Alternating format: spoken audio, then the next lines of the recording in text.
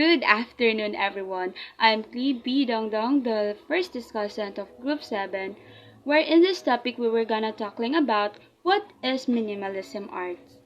Are you guys have any idea what is minimalism art?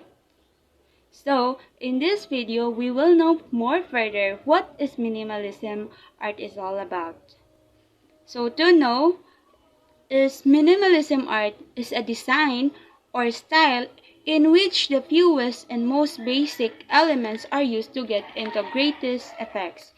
Minimalism also is an artistic movement in painting and sculpture where any sense of artistic role in the work that is kept to a apparent minimum to give it completely literal presence. So, when we say minimalism, it is a art that refers to the movement that actually emerged in the late 1950s that emphasizing simplicity, clean lines, and absence of excess decorations. And also it focuses on the use of basic geometric shapes, monochromatic colors, schemes, and the overall reduction of form to the essential elements. And also, according to Honor 2009, that the point of minimalism is to emphasize that it is not the artist expression, but the medium and the materials of the work. Let us now proceed to the most distinguished artist of minimalism art. First, we have Donald Clarence Judd. Judd was a pioneer of three-dimensional works that blur the line between sculpture and architecture.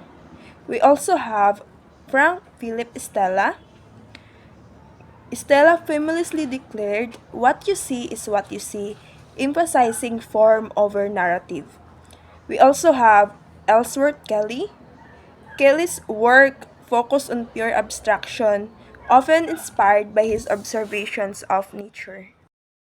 So because we know na about the meaning of minimalism art, let's proceed into the 5 most distinguished artworks. First, we have Galantico 18-2001, the copper and aluminum. This piece is made by copper and aluminum is the characteristics of his focus on using industrial materials in simple direct ways. While Galantico 18-2001 refers to the some personal or conceptual association that his work often invited viewers to focus more on the material and the spatial experience rather than symbolic meanings. So who made this artwork? It is Carl Andre. He is a minimalism artist that recognized for his ordered linear and grid format of sculpture like the Galantico 18-2001 or the copper and aluminum.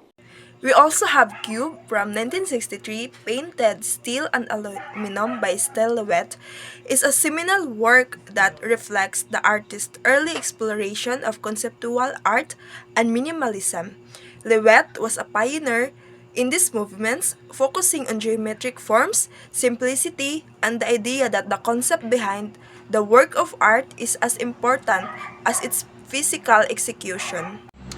Donald Judd to Susan Backwalter, 1964. This made from galvanized iron, aluminum, and lacquer is characteristics of Judd's minimalist approach. He often used industrial materials to create geometric forms, emphasizing the object itself rather than any representational content. The use of metal and clean, sharp lines embodies Judd's interest in creating art that exists in a space and can be experienced physically. Stephen Antonakos, or Saint Anthony, 1996. This artwork incorporates white gesso on wood and neon lights like red, yellow, and blue. Antonakos was known for his use of neon as medium, and Saint Anthony reflects his unique approach to integrating light and form. The use of gesso and wood as a base contrasts to the vibrant, modern quality of the neon, exploring themes of light, space, and form in a contemporary context. Robert Morris, 1964.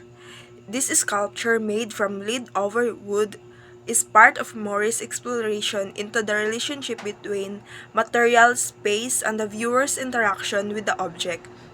Lead, a heavy and malleable material, offers a stark contrast to the more rigid defined forms of many minimalist works.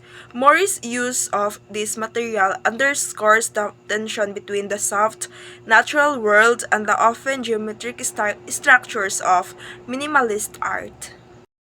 So, what is the main point of minimalism art? Minimalism it is mostly about reducing the unneeded that emphasizes simplicity, efficiency, and refinement. Simplify focusing what truly matters, removing excess physical and mental clutter that prioritizing experiences, relationship, and a personal growth over the materials possessions. Did you know that the term minimalism was originally commonly used in New York in the 1960s? The public attention had been drawn to a new boundary pushing art trend. Simplicity was defined as a feature of minimalist movement. Like Frank Stella said, what you see is what you see. One of the early minimalists summed up the movement in one fittingly simple sentence.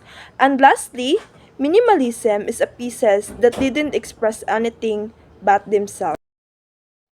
Minimalism involves using the fewest and simplest elements to create the most impactful effect. In design or art, this often means focusing on shape, lines, and a limited color palette. Minimalism has its roots in art, where artists emphasize simplicity by carefully applying only essential elements like lines and colors to convey their message.